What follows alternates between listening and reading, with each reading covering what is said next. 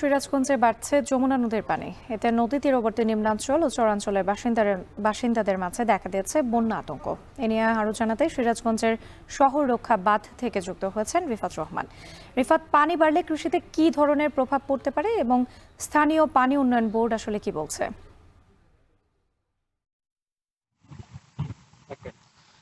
রাত্রি হঠাৎ করেই আসলে যমুনা নদীর পানি বৃদ্ধি পেতে শুরু করেছে। গত কয়েকদিন যাবতই এই যমুনা নদীর পানি সিরাজগঞ্জ পয়েন্ট এবং কাজীপুর পয়েন্টে বৃদ্ধি পাচ্ছে।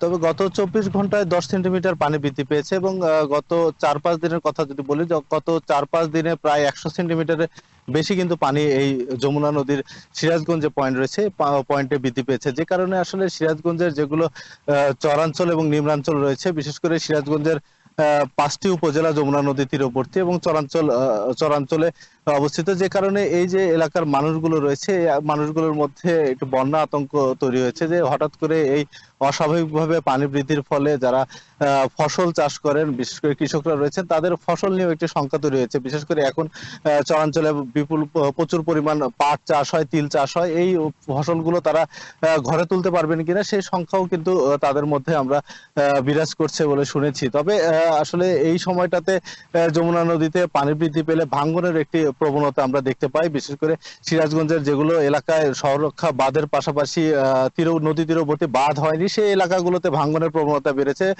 শাহজাদপুরের আরকান্দি, পাঁচিলে এবং কাজীপুরের ভাটপিয়ারি এলাকায়ও কিন্তু কয়েকদিন যাবত যমুনা নদী ভাঙছে।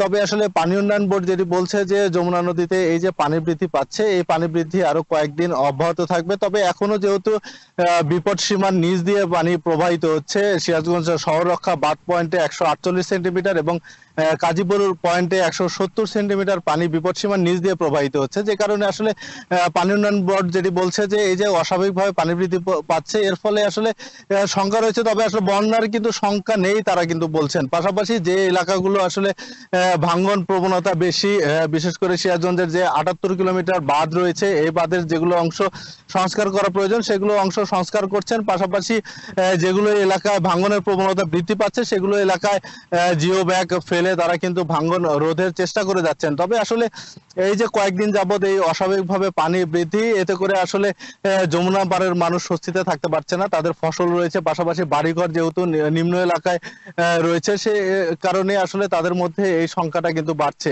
তো রাত্রে এই ছিল সিরাজগঞ্জের যমুনা নদীর পানি বৃদ্ধির সবশেষ।